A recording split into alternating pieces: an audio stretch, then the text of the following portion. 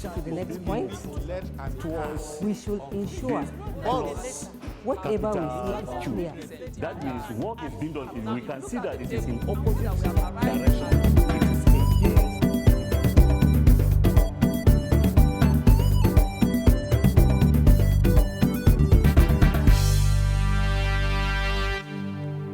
Hello, my dear students at home.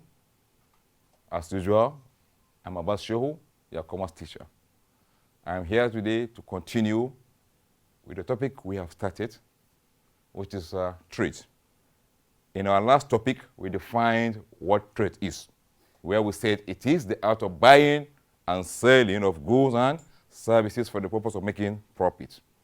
We went further to discuss division of trade, where we said it's divided into two. We have the home trade and the foreign trade, where we concentrated more on home trade. So home trade, which is equally called domestic trade or internal trade, is the buying and selling of goods and services within a particular geographical location, usually a country. We equally went further to say it is also subdivided into two, where we have retail trade and home and wholesale trade. Retail trade and wholesale trade. We defined what retail trade is, which we said is the buying and selling of goods and services from the manufacturer or producer and selling. It is the buying and selling of goods and services from the wholesaler in small quantities and selling to the final consumers in smaller quantities. That's what you refer to as retail trade. And the person who is doing that kind of trade is known as retailer. We have seen the features of a retailer. We have seen the functions of a retailer. Then we equally went further to talk about types of retail trade. We say we have the small-scale retailing and we have the large-scale retailing. We discussed all the 7 types of small-scale retailing, beginning from hawking, shop holder, mobile shop, so on and so forth. Today, we are going to go further to talk about retail trade. And under this topic, we intend to look at the following. We'll look at reasons for the survival of small-scale retailers. 2, we'll look at difficulties encountered by small-scale retailers. 3, we'll look at large-scale retailing. 4, we'll look at, under large-scale retailing, we'll look at these 3, chain or multiple stores. Then we'll look at departmental stores, their features, advantages and disadvantages, before we finally summarize what we have said and then give you assignment as usual. Now going to the first one, reasons why small-scale retailers survive. Before we go into talking about large-scale retailers, it's good for us to look at this aspect. We have discussed the types of small-scale retailers. We will look at why they survive. And the reasons why they survive are as follows. 1 is because of small capital. They require small amount of money to operate. And because they require small amount of money to operate, they can do the business without any problem. Anybody can start. Anybody can start a business, can commence a business. 2, combination of other work. They combine the retailing, the trading with other jobs, like farming. This kind of trade allows them to participate in other jobs because of the time. 3, it is quick in terms of making decisions. A retailer can decide to change, especially a small-scale retailer, can change from one particular trading to another. Number 4, there is low overhead cost. Most of them move from one place to another, like we have seen in terms of hawking, in terms of mobile shop. They move from one place to another. And because of that, they don't incur anything like overhead costs. They don't pay anything like rent. Number 5, family relationship. You can involve your families. You can involve your family members to help, to assist you in terms of running your business. Instead of going somewhere, closing your shop, somebody can be there for you to carry out the business as you go to do other things. Number 6, personal relationship. The personal relationship between retailers and their customers is there, and it's helping them to keep the business going, even when there is hard times. Number 8, no special requirement is needed in terms of setting up the business. There's nothing like formality. You don't have to go and register, unlike when you want to operate a company that you must register. Number 9, convenience. There's convenience in terms of this type of business. It provides convenience for the customers in so many ways. One of the ways is goods are made available at your doorstep. Goods are made available throughout the hours. And goods are equally made available through price reduction, through buying cheaper, through buying goods at a cheaper rate. And the last one we have is easy location, because they are located in places that can be accessible easily. Sometimes as you come out of your house, you see them.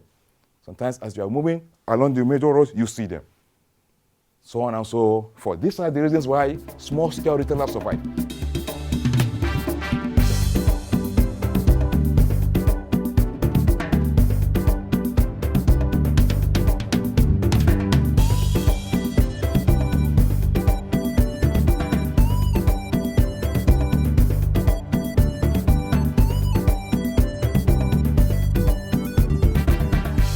Now we go to the difficulties that they encounter in terms of running their business. One is competition. They suffer competition, and this is normally done by the large-scale retailers, which we are going to see after this. The large-scale retailers, because they are large, because they have money, in terms of competing, because, of course, the large-scale retailers and the small-scale retailers all compete to win the patronage of their customers. And these customers are the same, are mostly or almost the same. So they compete, and because these people have enough money, they push them out of market. They push the large-scale retailers, push the small-scale retailers out of market because of the money they have, which they can use to advertise, which they can use to carry out sales promotion. Number 2 is lack of experience. Most of the businesses that you see operated by small-scale retailers, the retailers are not having experience in terms of carrying out business. They're like, some of them just jump into the business without having any experience, without having any kind of business plan that will help them to do the business well. They just jump into the business just because they see money with them. And this makes things difficult for them. Number 4, poor location. In terms of certain business, the factors to consider, one of the factors is talking about location. If you are not able to find a good location for a business, you are likely going to suffer. You are likely going to collapse. So you have to understand who are there and what are they in need of before you go there to set up your business. You need to carry out your visibility studies. That's talking about the difficulties. Now we go to the large-scale retailing. Large-scale retailing. Having talked about small-scale retailing or small-scale retailers in our last class, now we are going to talk about large-scale retailing or large-scale retailers. And we are going to discuss 2 of them here. The first one is a chain or multiple stores. Chain or multiple stores. Then the second one is departmental stores. We are going to look at them one by one. We'll look at their meaning, their features, advantages and disadvantages. Now let's look at the first one, chain or multiple stores. Anyone you call it is the same. A chain or multiple store is a group of retail stores. It's a group of retail stores of essentially the same type of goods, the same type, centrally owned with some degree of centralized control of operation and selling the same range of products. Selling the same range of products. They have identical shops design, layout, and stock display. Each selling limited cohesive range of products. Multiple outlets are operated in mostly urban areas. They operate having their headquarters. And the headquarters is the one that is controlling everything in all the branches. They may have branches all over the states, all over, not only the states, all over major towns. It's a very, very big store, very big store. And under the store, you have different sections. Now, what are their features? The features will make us to understand what they are very well. Number one, they have an identical store design, layout, and stock display. Anywhere you go, if you have one, for example, in Kaduna here, or in Lagos, or Abuja, wherever you go, you will see they have the same design in terms of their building. And by the time you enter, you see they have the same design displayed of their goods. Their layout is the same. Example of this in those days is what we used to have as Leventis. Number two, they have centralized fund of administration and ownership. That's a centralized administration, normally done through the head office. It is the head office that will control, oversee the activities of all the branches that are found in everywhere. Number three, they sell similar range of goods or line of merchandise. Number four, supplies are received from the head office. All states, all branches, they are giving their supplies through the head office. It is the head office that sends the goods that are to be sold to different towns, to different places where they are found, where they are located. Number five, they are found in towns and urban areas. You don't see them in villages, rural areas, because of the nature of goods they are selling. Number six, group advertising and promotional activities are used. Because it is a multiple store, having stores everywhere. When they are advertising, they do it as one. They do it as once. They do it as one, covering all the places that they are operating throughout the state or throughout the major towns. Number seven, minimum customer service is a practice. Because by the time you go, you don't have a personal contact with the sellers. You go around to pick what you want to pick and then go pay, leave. Talking about the features, now we go to talk about advantages. Number one, they buy in bulk, which ensures cheaper prices. When they are buying goods, because they are large, because they have money, they buy in large quantities. And by the time they buy in large quantities, of course, the price will be lower than when they are buying in small quantities. Number two, risk is usually spread over different stores in many different markets. They spread their risks because there are many. They spread risks. You know, of course, risk is one of the essential qualities of an entrepreneur.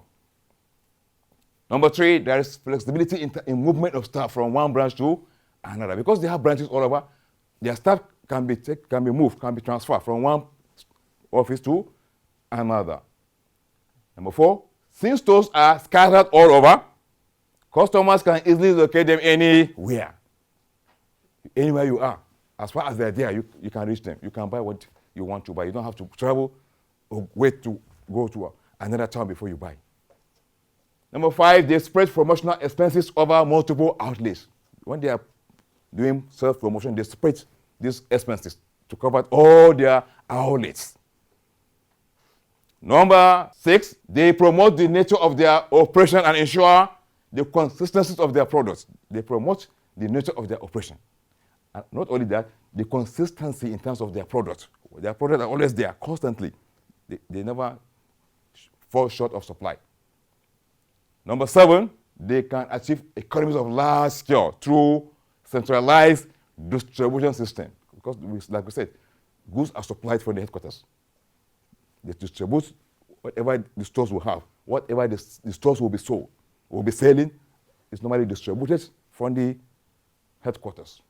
And that's talking about advantages. Now we go to disadvantages of multiple stores. Number one, the operation of cash and carry does not facilitate credit transaction, because in this kind of business or retailing, there is nothing like credit. You go there with your money. In fact, if you don't have money, you don't even go close to that kind of shop or store. You go with your money, take what you want to buy, pay and go. Nothing like give me credit.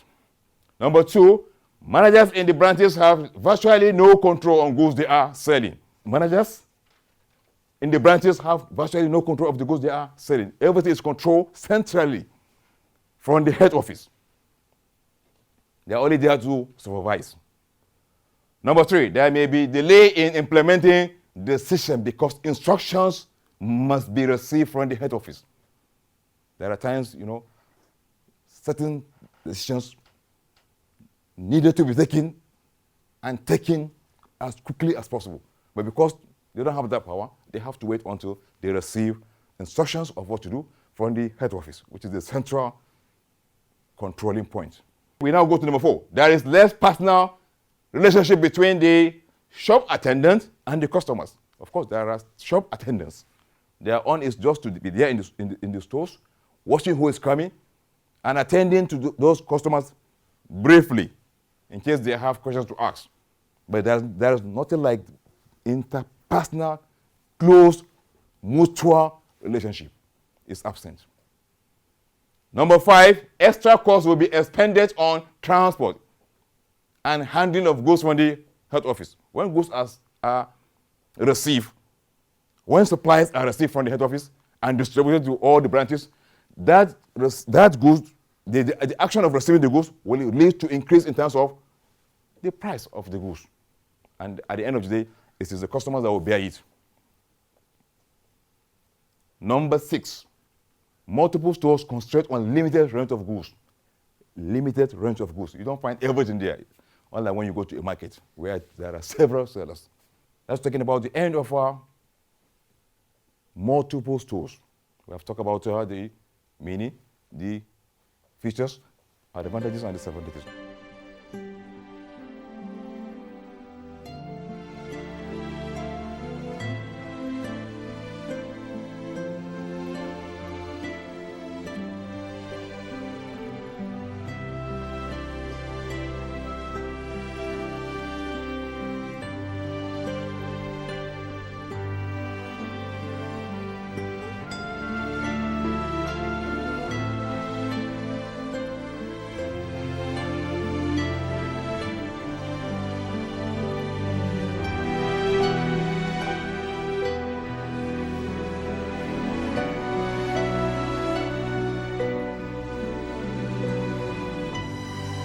Now we go to the second one, which is departmental stores.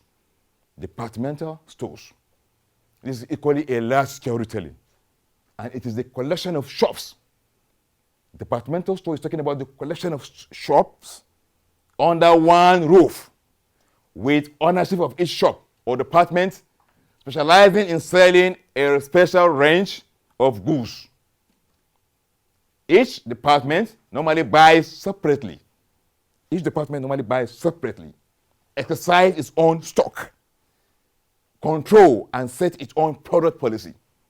It is a building that has a very large building. And under that building, in that business, there are different departments. And each department is having its own separate ownership. But they operate under the same roof. That's what you call departmental stores. It is also a large retailing unit handling a wide variety of shopping and specialty goods, but organized into separate departments for the purpose of promotion, service, and control. There is high degree of departmentalization in terms of departmental stores. Now we go to the features of our departmental stores. One, they are located in major centers in urban areas. Two, there's a high degree of departmentalization. Three, each department is under its own manager. Each department has its own manager. Number 4, there is a provision of special services such as telephone and restaurant for customers to use.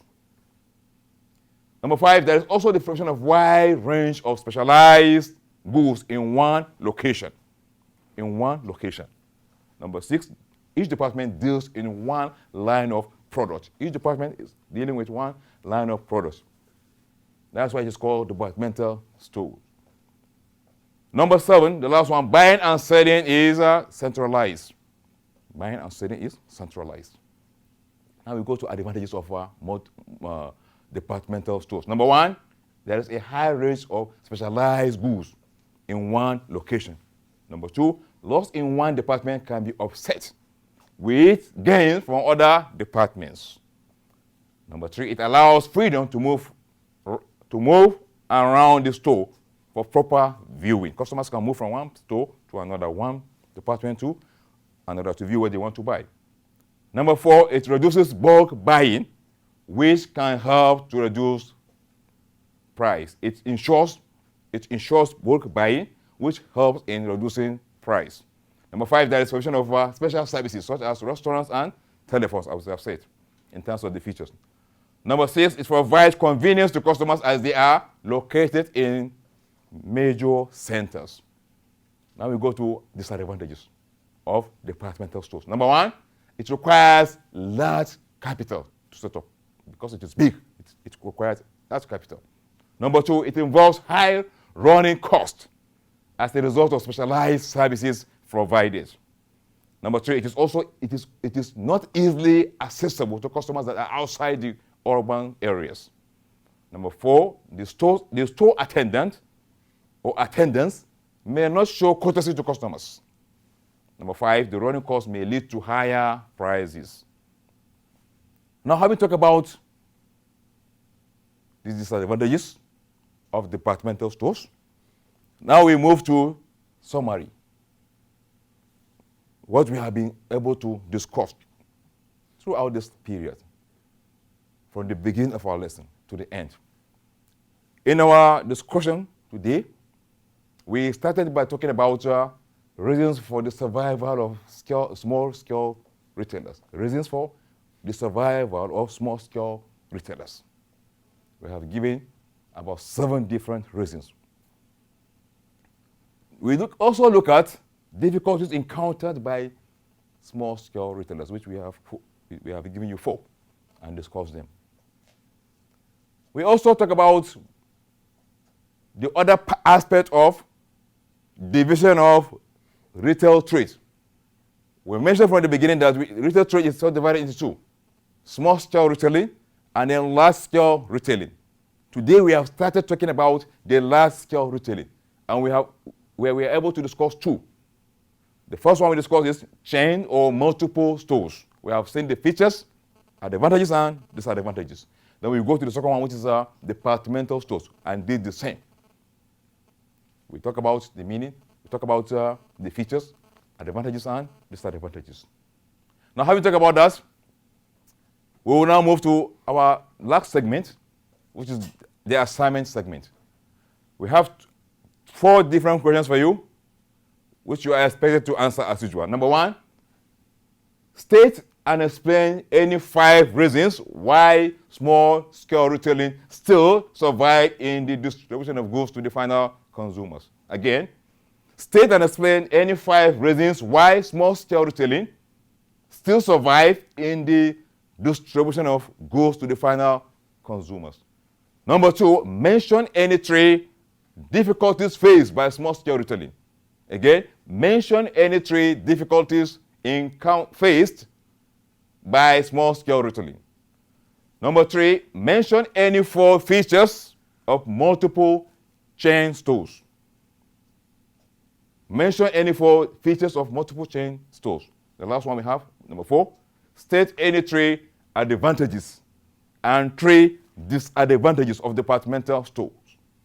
State any 3 advantages and 3 disadvantages of departmental stores. These are the questions that we have for you, which we expect you to write and send through our numbers.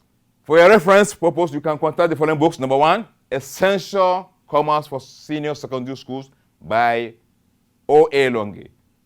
Essential Commerce for Senior Secondary Schools by OA Longe. And the second one is Comprehensive Commerce for Senior Secondary Schools by JU Anyele. After your assignment, you can send your answers as usual using our contact numbers through SMS or through WhatsApp. Abbas Shehu on 081-00-127-508. Again, Abbas Shehu on 081-00-127-508.